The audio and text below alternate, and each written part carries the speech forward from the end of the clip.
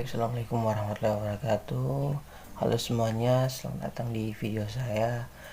Baik, sebelum saya menjelaskan materi apa yang akan saya sampaikan, perkenalkan, nama saya Muhammad Muslim Lajai dari Prodi Pendidikan Kimia kelas A. Oke, baik, jadi di sini saya akan membahas dua materi, yaitu penanganan keselamatan kerja di laboratorium dan teknik laboratorium. Oke, langsung yang pertama, penanganan kecelakaan di laboratorium.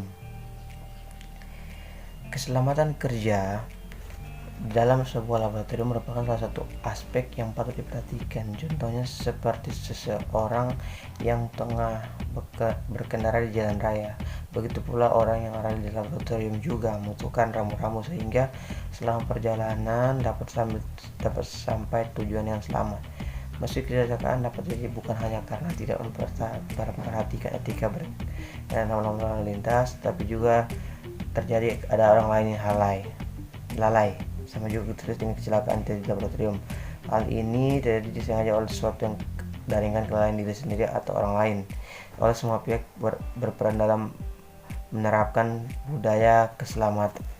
Berikut adalah prosedur penanganan kecelakaan di laboratorium. Yang pertama, ruangan laboratorium. Ruangan laboratorium yang memenuhi standar adalah salah satu faktor untuk menghindari kecelakaan kerja. Persyaratan tersebut termasuk kondisi ruangan yang memiliki sistem ventilasi dan jalur evakuasi yang baik. Kemudian yang kedua, tata tertib kerja. Aturan umum keselamatan kerja atau penanganan kerja. Aturan umum itu adalah sebagai berikut. Pertama, dilarang mengambil atau membawa keluar serta bahan dalam laboratorium. Karena penyitaan petugas laboratorium dan orang yang tidak berkepentingan dilarang laboratorium untuk mencegah hal yang tidak diinginkan. Yang kedua, gunakan alat dan bahan sesuai dengan petunjuk praktikum yang diberikan. Yang ketiga, mengenali semua jenis peralatan keselamatan kerja dan memudahkan untuk pertolongan saat terjadi kecelakaan. 4. Pakailah laboratorium jas saat bekerja di laboratorium.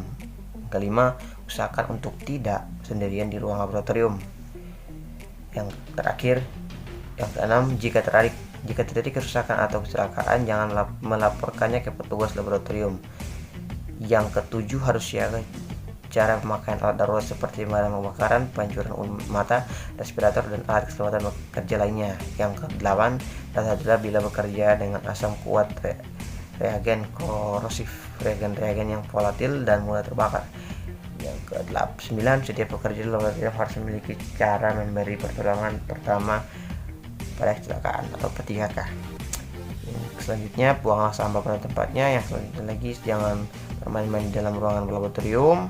Lakukan latihan keselamatan secara berkala. Dilarang merokok, makan, minum di laboratorium. Selanjutnya, simbol keselamatan kerja. Gambar di bawah ini adalah simbol yang umumnya ada di laboratorium. Simbol ini harus diperhatikan kimia dan implementasinya. Anda waspada terhadap bahaya yang ada pada suatu benda atau zat. Yang pertama, bahaya hewan, bahaya instrumen tajam, bahaya panas, bahaya barang pecah belah, bahaya kimia, exterior hazard atau bahaya berasal dari benda-benda yang keluar listrik, eye and face hazard. Yang ke-8, bahaya kebakaran. Yang ke-9, biohazard. Yang ke-10, bahaya radiasi laser. Yang ke-11, bahaya radioaktif. Yang ke-12, bahaya ledakan.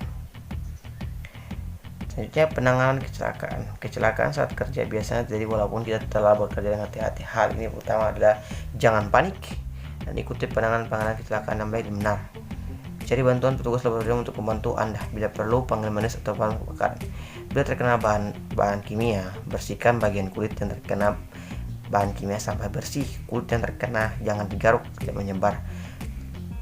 Bawa keluar korban dari laboratorium dengan oksigen. Bila kondisi cukup parah, panggillah petugas kesehatan. Yang kedua, yaitu teknik laboratorium. Dalam laboratorium, percobaan kimia analitik diperlukan pemahaman terhadap teknik percobaan yang akan dilakukan di dalam. Hal ini bertujuan untuk mempermudah dan memperlancar kegiatan praktikum. Yang pertama, teknik penimbangan. Teknik penimbangan itu suatu cara yang digunakan untuk mendapatkan sejumlah sampel sesuai dengan takaran yang telah ditentukan. Yang kedua, teknik pemindahan larutan. Teknik pemindahan larutan ada dua, yaitu pemindahan menggunakan pipet dan menggunakan beaker gelas. Yang ketiga, teknik titrasi. Teknik ini berperan dalam proses standarisasi larutan, biasanya menggunakan alat yang disebut dengan buret atau baret yang dilengkapi dengan statif. Yang keempat, teknik penyaringan. Teknik penyaringan bertujuan untuk mendapatkan larutan yang lebih murni, atau dengan kata lain yang untuk diubah menjadi larutan dengan padatnya atau filtrat dengan residunya. Baik, itulah pemaparan materi dari saya.